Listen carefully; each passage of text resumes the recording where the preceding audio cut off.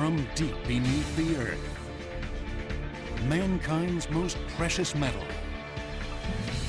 eternally gleaming, universally prized. Now, gold mines on Modern Marvels.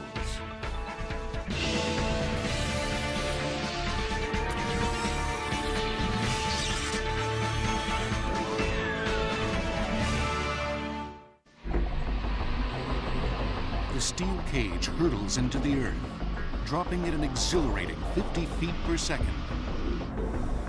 In 10 minutes, the passengers have descended 2 miles beneath the surface.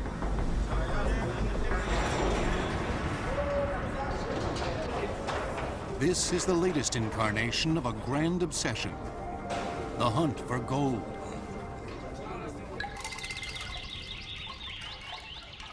The South African deep mines are the richest gold mines in the world today, and the most treacherous. The natural temperature is 128 degrees. Air conditioning lowers that to a balmy 96. Subterranean reservoirs can dump 1,000 gallons of water an hour into a tunnel, resulting in stifling 100% humidity. Tunneling more than 2 miles deep pushes natural forces to the limit. Despite the best precautions that modern science can devise, these men encounter deadly risks that cannot be predicted or prevented. In the very deep mines, there's a tremendous force on the rock to enter the empty space. The day I first arrived in South Africa to go into one of the deep mines, 3 men were killed in that mine as I approached it. They'd been working. They had no notion that anything was wrong, and there wasn't anything wrong except they were working in a deep mine, and the rock burst is like a machine gun. Spontaneous rock explosions are but one obstacle in man's enduring quest for the yellow metal. There is something about gold. If somebody says there's gold and it's free for the taking, thousands of people will uproot their lives to chase it. Like volcanic lava, gold was once contained deep beneath the earth.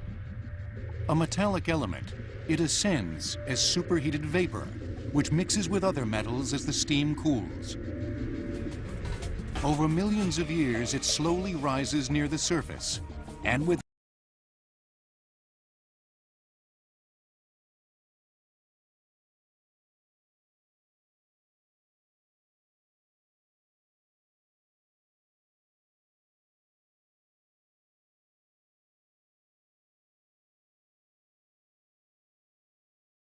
digs of ancient societies have unearthed gold jewelry and coins from all corners of the globe. In recent years, excavations in Bulgaria have uncovered the earliest known treasure, a 6,000-year-old cache of solid gold sculptures. The discovery revealed an ancient ability to both mine and purify metals. Objects that were found in Bulgaria had been processed through a smelting circuit of some kind that told us that these people knew how to clean up the iron, the tin, and the other impurities in gold ore so that they could end up with a gold-colored, malleable gold that could be cast into delicate objects. Gold mining and craftsmanship reached new sophistication with the Egyptians of 2900 BC. Using the same persistence and forced labor that built the pyramids, they dug the first underground mines, with shafts up to 300 feet deep. The Egyptians heated cave walls with fire, and followed that by a dousing of cold water that created fissures. Those cracks were then ripped open by picks. They used sodium chloride, salt, to separate gold from lesser metals. The solution attracts silver, pulling it away from the gold. Egyptians worshipped gold as the incarnation of the sun god and used it to sanctify their most sacred rituals. When the tomb of the pharaoh Tutankhamun was unearthed in 1922, the boy king lay surrounded by a magnificent array of golden artifacts. From the sarcophagus to the solid gold death mask, the objects shone just as brightly as on the day he died, 3,500 years before. Among native peoples of the Americas, the most advanced gold work came from the Moche of Peru. By 500 AD, they were dipping copper in a dissolved solution of gold, creating an early form of gold plating. By 1000 AD, gold mining was common in the Americas. Mayans used gold to create elaborate ceremonial objects, like this breast ornament. In Mexico, Aztec markets sold exquisite wares crafted by goldsmiths.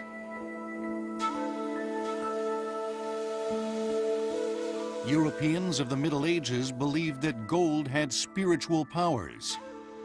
For 1,000 years, alchemists pursued a mystical vision that said he who transformed lead into gold would convert sin into virtue.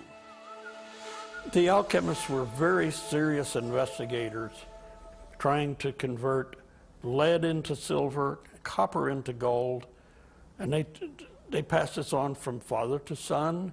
It went in many of the large cities in Europe. There were teachers of alchemistry in the universities. It was very serious indeed. Eventually realizing that only natural forces can create gold, scientists turned their attention to improving mining techniques. Ore had traditionally been lifted to the surface by hand-operated windlasses. They gave way to the first widespread use of horses underground. They were animals of burden that could pull all these ore cars to a shaft where it could be raised to the surface where they could extract the gold. These horses lived underground, literally. There were stables underground. They never went to the surface unless they were injured or getting old. In Europe, ambitious large-scale projects harnessed powerful sources of energy. The Germans were very clever in the Middle Ages, building ponds up to 8 miles away from the mine, and then troughs that would take the water all the way to the mine, and this water would then be used to turn giant water wheels. These water wheels were then used as hoist with the rope to hoist up the ore out of the mine. European legend said that gold follows the sun into the west. Explorers journeyed to the Americas not to settle, not to populate, but to collect gold for their European masters. Gold became one of the principal objectives for every one of the expeditions into the Americas, not only with the Spaniards early on, but later, the first English expeditions, for example, Jamestown. One of the first things the settlers of Jamestown were supposed to do was search for gold. For 6,000 years, from Bulgaria to Egypt to Germany, commoners had labored mightily to produce gold for their rulers. But as the 19th century dawned, adventurers from around the globe would descend upon the New World in a frenzy of gold fever.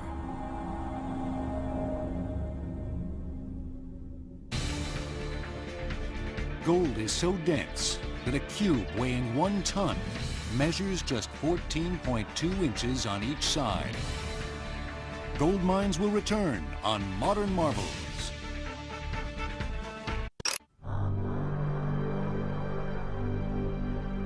Until 1799, gold mining was done in the name of king and country. It would take the freedom of the New World and an unlikely discovery to bring gold fever to the masses. Little Meadow Creek outside Charlotte, North Carolina. Here, a 12-year-old boy would ignite the world's first great gold rush. In 1799, on a Sunday, Conrad Reed was playing hooky from church. He went along Little Meadow Creek and he saw something that attracted his attention. He reached down and picked it up, and he realized it was very unusual, very heavy. Took it back to the family, and nobody was able to recognize it as gold. They used it as a doorstop for 3 years. One of his neighbors suggested that Reed take this rock into Fayetteville with him, took it to a jeweler, and it was the jeweler that identified it as gold. Reed didn't really know what the value of this thing was. The jeweler got away with giving him $3.50 for this 17-pound nugget of gold. With gold then worth $15 an ounce, John Reed had been swindled out of $3,600. Word spread like wildfire, and thousands of Welsh, Cornish, Germans, Austrians, and Poles flocked to the region. Within a decade, 7 languages could be heard on the streets of Charlotte. By 1820, there were 300 gold mines in North Carolina. At first, prospectors used traditional methods called placer mining, which relies on nature to do the heavy lifting. Instead of men digging underground, natural forces bring subterranean earth to the surface.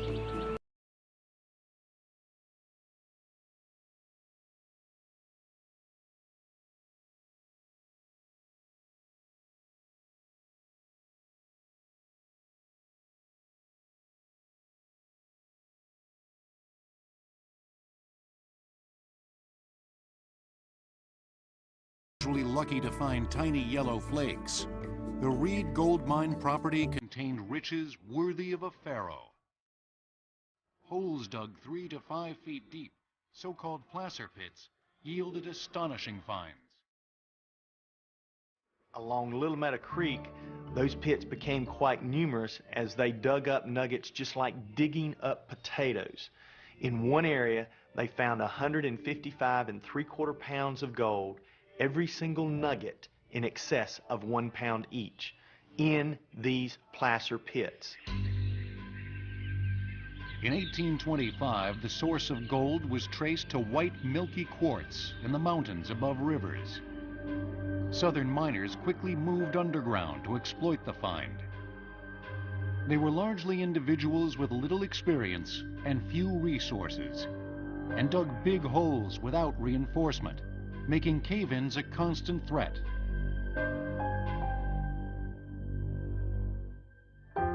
Charlotte established a pattern that would hold for future gold rushes.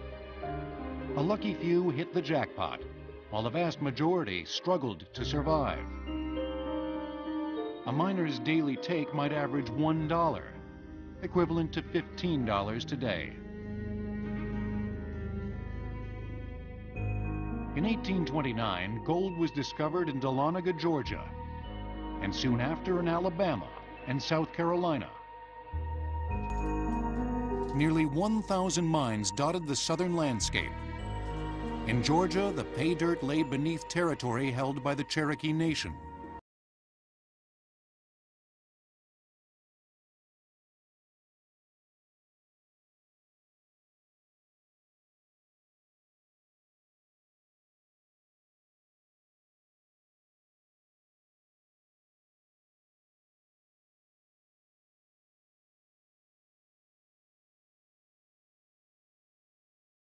He's won a legal victory in the U.S. Supreme Court to keep their land. But President and Indian fighter Andrew Jackson refused to enforce the decision. In 1838, the U.S. Army forced the tribe 800 miles west, across the infamous Trail of Tears. A decade later, gold was discovered at Sutter's Mill in Northern California, and the Southern Gold Rush would be forever dwarfed by the greatest human migration since the Crusades. People left farms, people left jobs, whole towns would vacate. They would turn themselves into a colony, and the men would go off. They came from China, Australia, Russia, and Brazil, braving an overland trek via the Oregon Trail, or an epic sea voyage around South America. They shared dreams of a bountiful future and almost total ignorance of the task ahead. A whole party of Frenchmen came and they brought their wives.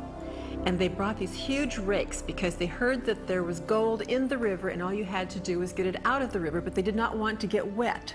So they had manufactured these huge rakes which they intended to rake the river. There was even an advertisement that somebody had made up an ointment. If you could spread this ointment all over your body, and then all you had to do was get to the top of the hill and roll down, you would actually collect gold all over your body, and then you could scrape it off and you'd have all the gold you needed. People had no clue as to what it took to get gold, and it was huge work.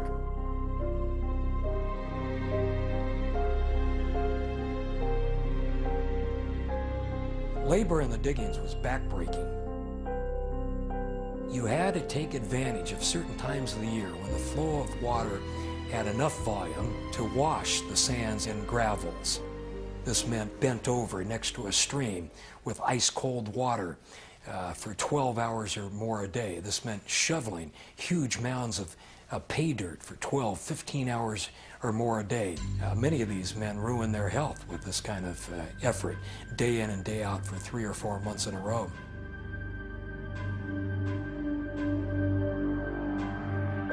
The men used primitive techniques, only marginally improved since the time of the Egyptians.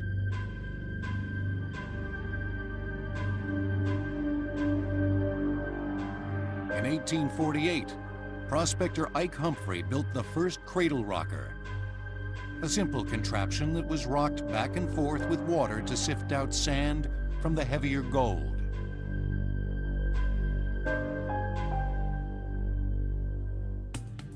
Another tool was the sluice box, a rectangular wood trench designed for jets of water to be fed in from one end. Amid the turbulence, gold sinks to the bottom and is captured by cleats. These evolved into long toms, 12 to 18-foot long crates that require a powerful stream of water and several men to sift through great piles of pay dirt. 100,000 optimists had stampeded into California, and within just 2 years, much of the surface gold was gone. In the years to come, the lone prospector with his pan would give way to large industrial mines and dangerous new technologies.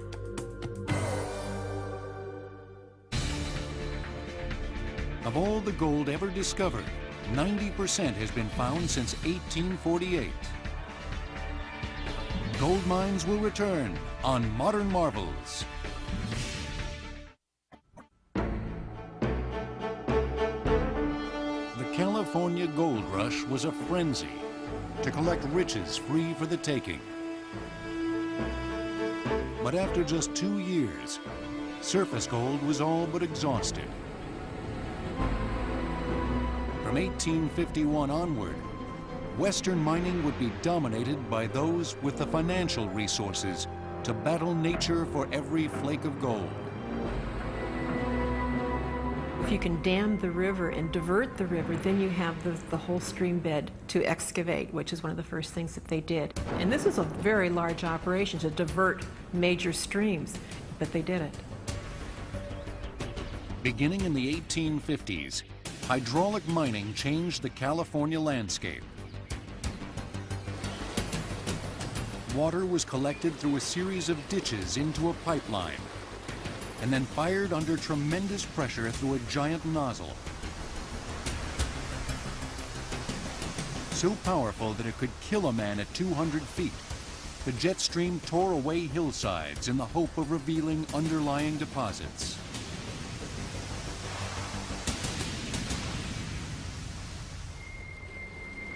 Hydraulic mining created huge muddy messes that polluted downriver, spoiling drinking water and wreaking havoc with farm irrigation. Long stretches of hillside vanished.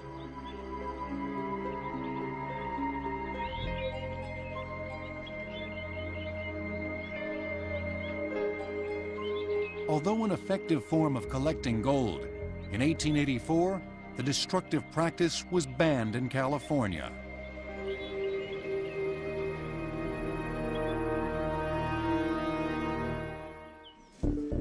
Throughout the American West, the future lay in hard rock mining. This meant searching for gold-bearing veins and breaking ore from deep within the granite core of mountains. It meant the industrialization of mines. Big money, heavy labor, and massive machinery.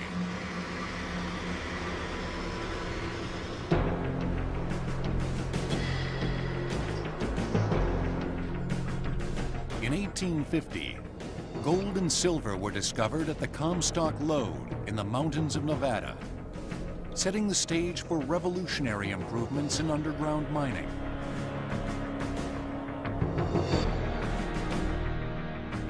Philip Deitersheimer, a mining engineer at the Comstock Lode, devised the first reliable means of supporting deep tunnels. Known as square-set timbering, the system of interlocking wood beams was so sturdy that the collapse of any one section would not trigger a domino effect. And this meant now the shafts could go much deeper, and they did on the Comstock Lode. They went down to 1,000 feet, 1,200 feet, 1,500 feet. And after this, it was used throughout the West, in fact, throughout the world. Deitersheimer's ingenuity allowed Comstock miners to exploit the rich core of Mount Davidson. For 30 years, beginning in 1859, the Comstock produced $400 million in silver and gold. But yet again, more efficient mining meant environmental devastation. Square-set timbering devoured vast swaths of western trees.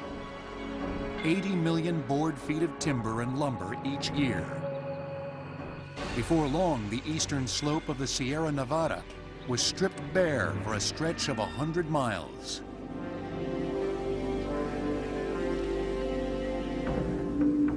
Skilled miners from distant lands flocked to the American West, bringing with them a cacophony of languages.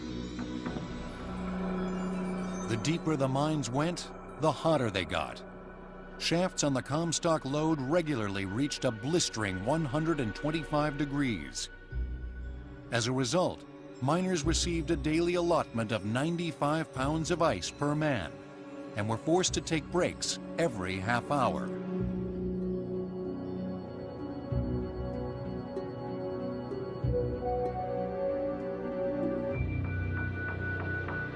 It was hellish work, not suited for everyone. No one knew their way around a mine better than the men of Cornwall, who had a long heritage of tin and coal mining. Their industriousness inspired the maxim that wherever there's a hole in the ground, you'll find a Cornishman at the bottom of it. Their lore showed a healthy respect for supernatural forces. Cornishmen could also be hard-headed scientists, and they pioneered the use of steam engines to pump water from mine shafts. In California and Nevada, the water table is between 200 and 300 feet deep, and any shaft below that encounters subterranean reservoirs. The Cornish pump could drain 18,000 gallons of water per hour and operated on some mines 24 hours a day for decades.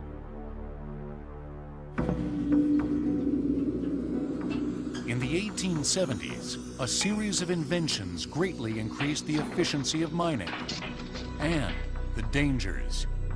For thousands of years, gold seekers had used black powder to blast through to their treasure. The job of powdermen paid relatively well, but it was also highly dangerous. Dynamite replaced black powder, quadrupling explosive power. With it came noxious fumes that could suffocate miners. And while dynamite is usually stable, when unexploded charges are placed in tightly drilled holes, removing them becomes a risky maneuver.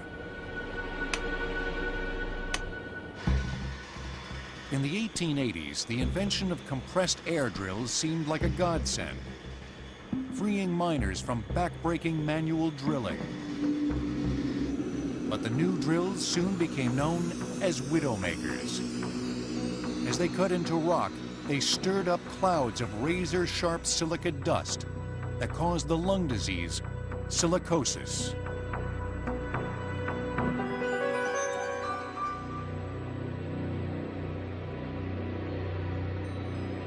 Hundreds died before a safer water flush drill was introduced in the 1890s.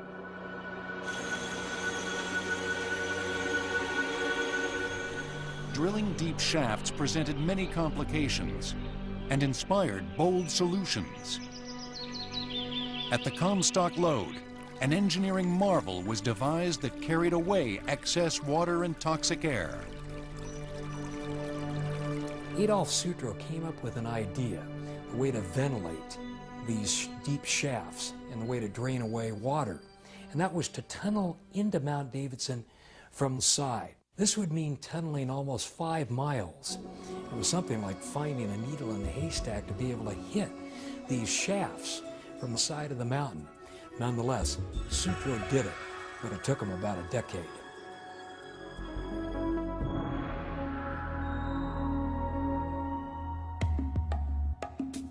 Throughout the West, mines were becoming larger and more sophisticated. But on the eve of the 20th century, the last great gold rush would expose novice prospectors to some of nature's harshest conditions.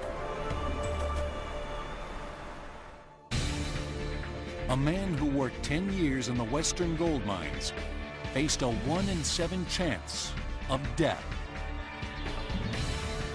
Gold mines will return on Modern Marvels.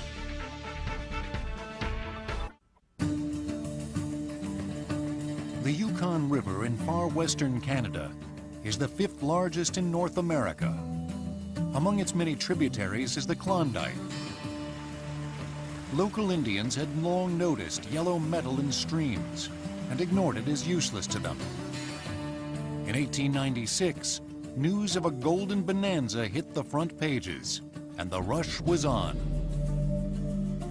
The stampede into the Klondike in the late 1890s was the last chance for those who had missed the rush to California in '49, the rush to Nevada in '59, the rush to Arizona in the early '80s.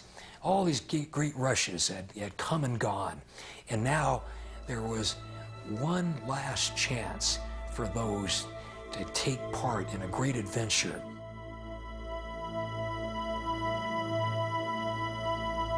The Yukon had long, frigid winters, with temperatures plunging to 50 below. The Canadian Mounties required anyone entering the goldfields to carry a ton of supplies, enough to give them a fighting chance of survival. At Chilkoot Pass, a never-ending stream of pack-laden men made 4 trips a day for 10 days, just for their personal gear. Remarkably, some would also transport machinery weighing many thousands of pounds. There were large circular dredges with a series of rotating buckets to scoop out dirt for treatment. They had to be disassembled, hauled in pieces up mountains and over rapids, and reassembled on site. It's amazing, even today there are dredges left from that era, and to see them in the middle of nowhere and the massive size and scale of these things, it's hard to conceive that these people were able to put these things there. For most of the year, the ground was frozen.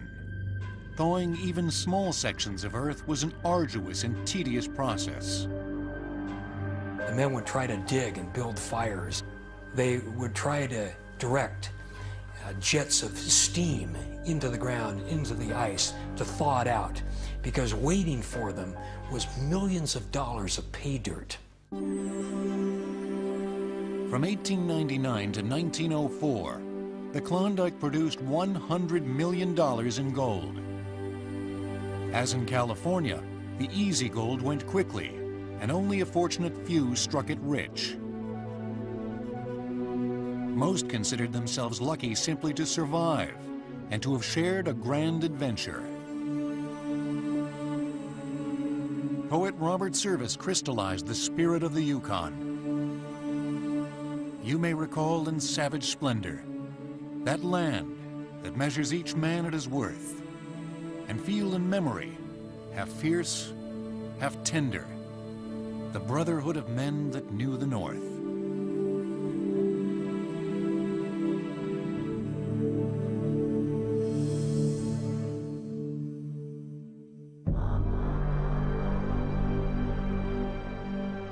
The romance of the Yukon drew a new generation of entrepreneurs and engineers to the goldfields of Alaska. These professionals would pioneer techniques that revolutionized hard rock mining.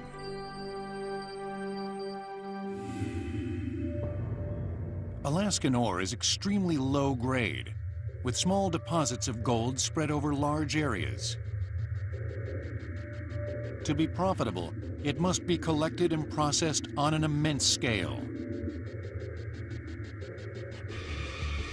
By 1910, the Alaska Juneau mine was detonating 750 cases of dynamite at a time, breaking off millions of tons of rock in a single blast.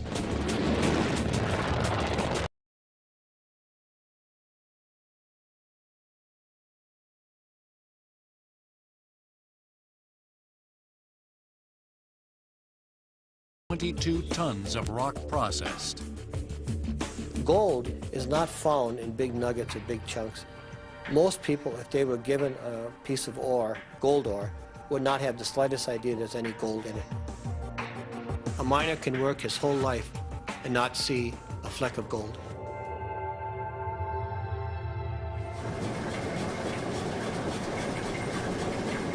Once collected, the ore went through a multi-stage refining process.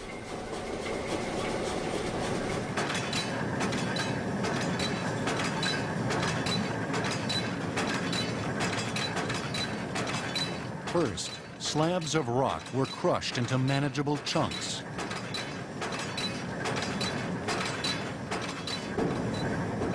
Then great stamps, weighing up to 1,200 pounds apiece, pulverized the stones as fine as table salt.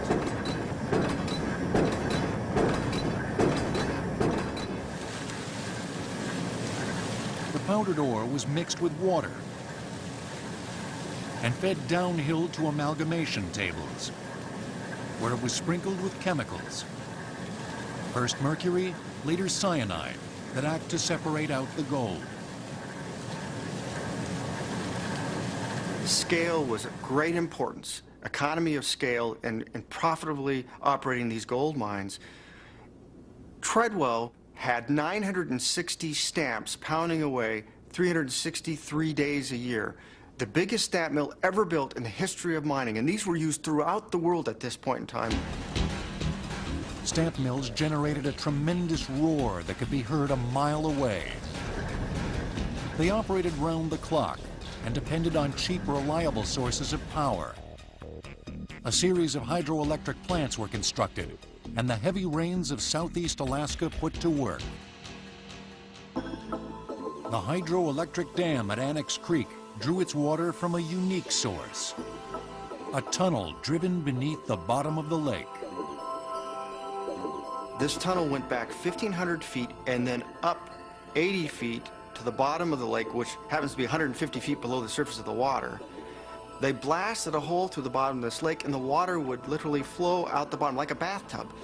It would go down this drain, which in this case was a tunnel, then into a pipeline 2.5 miles down to Tidewater, where the power plant was. With their large-scale machinery and inventive technology, the Alaskan mines were precursors to the modern era of gold mining. In the 1970s, rising gold prices would bring forth gigantic new mines that pushed the limits of man and nature.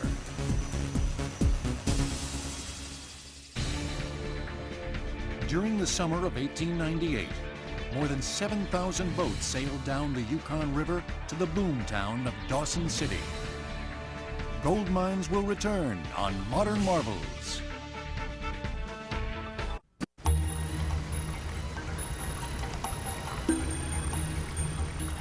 For much of the 20th century, the value of gold was fixed at $35 an ounce. In 1968, the United States deregulated the price and gold skyrocketed.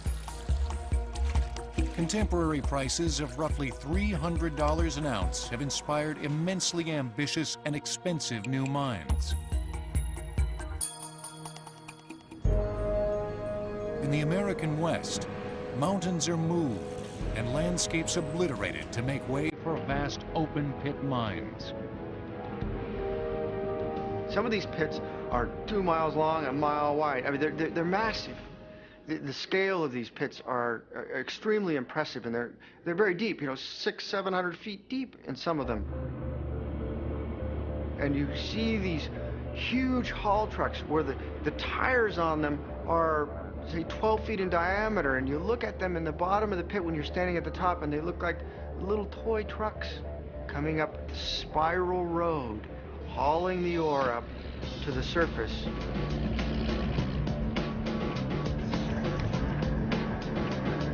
After great loads are collected from the pits, cyanide is sprinkled over rocks to efficiently dissolve out microscopic flecks of gold.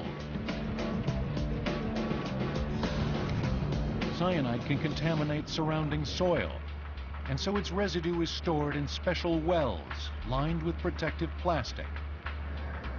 These containers are closely monitored for signs of leakage. Open pits typically yield 1 ounce of gold from 40 tons of rock, enough to turn a profit at current prices. Modern mines are essentially giant assembly lines that must maintain balanced operation. A mine that produces more ore than can be transported or processed is needlessly wasteful.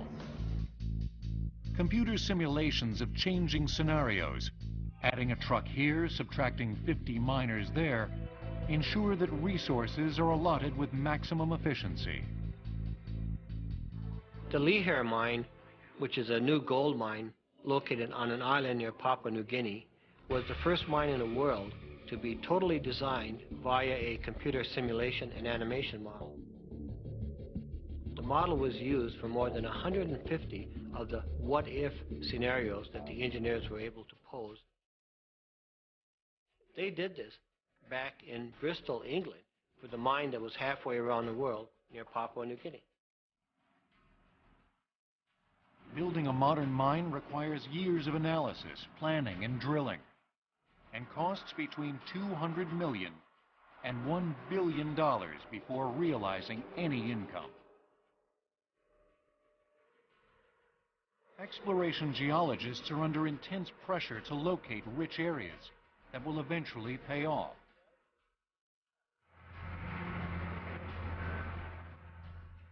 For underground sites, the most reliable guides are diamond drills that can recover core samples from thousands of feet below the surface.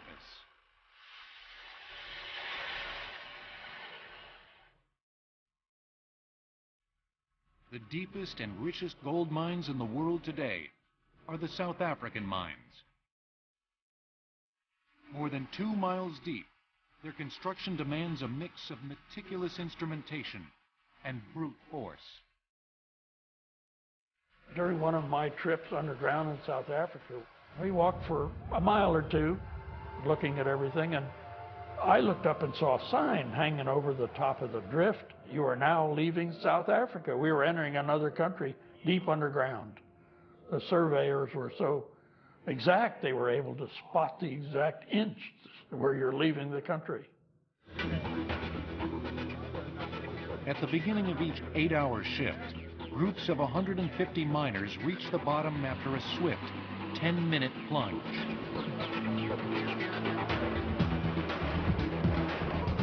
The elevator runs constantly until perhaps 2,000 men have entered an alien land.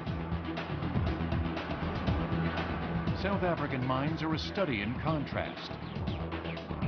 Ultra-modern technology constructs them, and traditional back-breaking labor keeps them running. Giant air conditioning systems on the surface cool water, which is then pumped into the mine to reduce air temperature.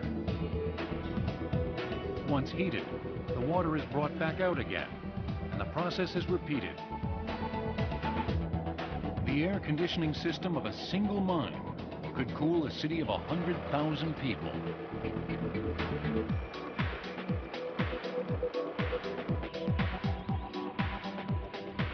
Miners receive special training in walking, crawling, and drilling in claustrophobic conditions. They hail from a variety of African tribes with different languages and rely on universal visual signals developed especially for underground mines. There are even light signals that don't require words or enunciation. For example, the twisting of the head and rotating is no. And a lot of it is, if you twist a lot, it means there's danger. Spontaneous rock bursts are considered a kind of mini earthquake, and a single mine typically registers 700 such seismic events each month.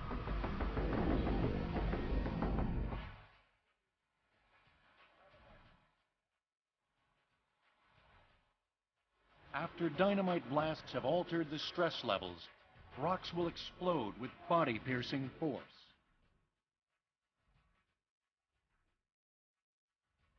Combustible methane gas, a traditional mining hazard, can occur in deep mines.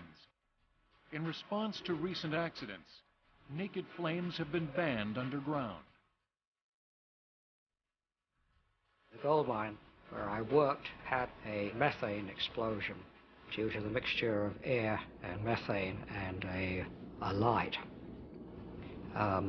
This methane explosion killed 9 miners underground. Research is now underway to determine if even deeper gold mines are feasible. Oil wells have been dug as deep as 5 miles.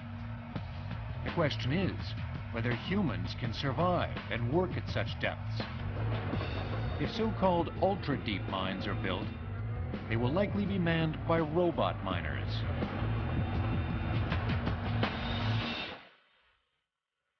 In a world of change and uncertainty, gold is eternal.